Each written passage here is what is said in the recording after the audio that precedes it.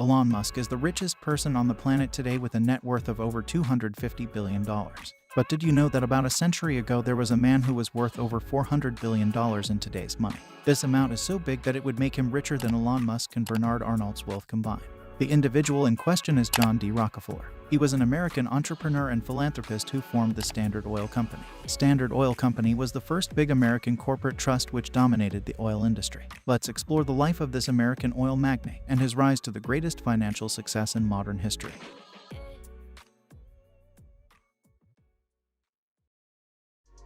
Rockefeller was the second child born to con artist William Avery Rockefeller, commonly known as Bill, and Eliza Davison in Richford, New York. Bill was a traveling salesman who identified himself as a botanic physician, claiming to be able to cure cancers and charging up to $25 every treatment.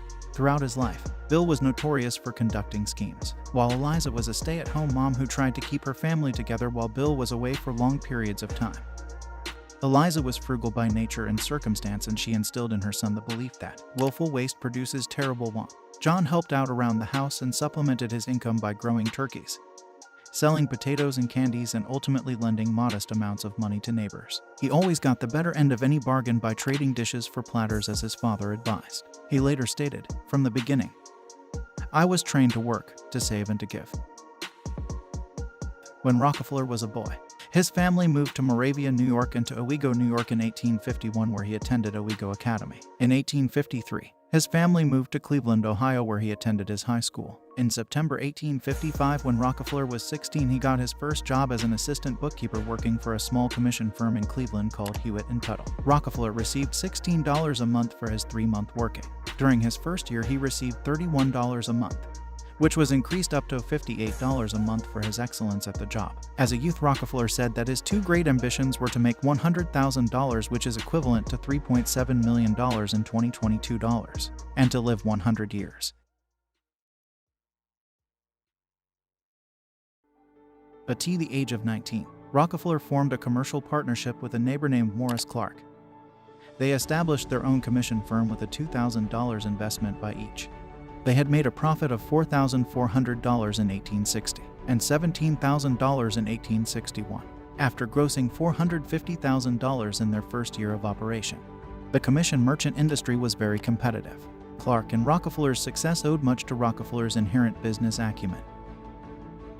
During the Civil War, their company grew dramatically. Their commissions increased as grain prices increased. Because most of their sales were done on commission, Clark and Rockefeller didn't have to worry about price changes. Rockefeller's manner was deliberate and exact. He was a planner, not a gambler. He abstained from speculating and denied making advances or loans. Rockefeller was a tireless worker. He toured widely around Ohio drumming up business before going to the banks and borrowing significant sums of money to handle the shipment. Every year, the firm grew thanks to this aggressive approach. However, by the early 1860s, Rockefeller had realized that Cleveland's commission merchant sector had a limited future. He felt that he had a chance in oil at that point. In 1863, Rockefeller and several partners entered the booming new oil industry by investing in a Cleveland refinery.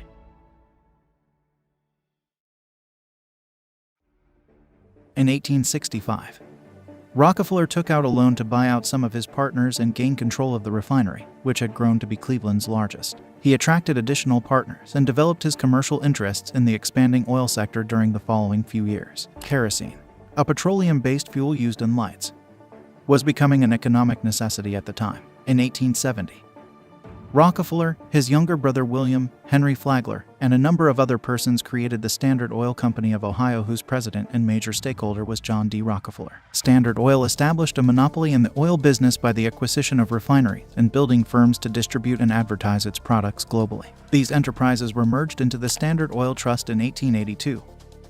Giving it control over 90% of the nation's refineries and pipelines. Standard Oil did everything from manufacture its own oil barrels to hire experts to come up with novel uses for petroleum byproducts in order to take advantage of economies of scale. Rockefeller's immense riches and success made him a target for muckraking journalists, reform politicians, and others who saw him as a symbol of corporate greed and attacked the tactics he used to build his empire. The New York Times wrote in 1937, he was accused of stamping out competition, becoming rich on railroad rebates, hiring men to spy on other enterprises, forming secret deals, coercing rivals to join the Standard Oil Company under threat of being put out of business, and so on. In 1890, the Sherman Antitrust Act, the first federal legislation forbidding trusts and combinations that restrict commerce, was approved by the United States. The Standard Oil Trust was dissolved by the Ohio Supreme Court 2 years later.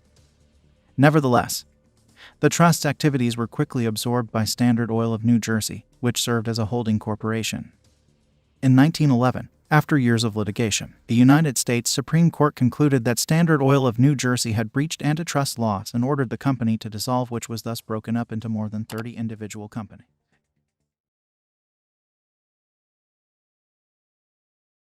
Rockefeller's charitable giving began with his first job as a bookkeeper at age 16. He, at that time, gave 6% of his earnings to charity, as recorded in his personal ledger. By the time he was 20, his charity exceeded 10% of his income. Rockefeller's contributions to education and medicine were of unrivaled magnitude, creating a kind of philanthropy never seen before.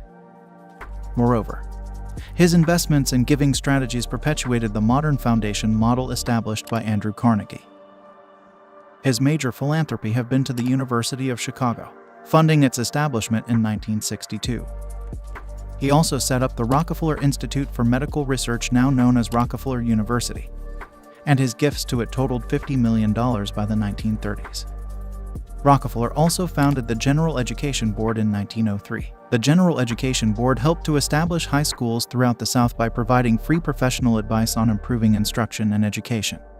The effort was a cooperative one, and local money was used to build the high schools. In 1919, Rockefeller donated $50 million to the board to raise academic salaries, which were very low in the wake of World War I. He has had several other examples of philanthropy which has been continued by the Rockefeller family.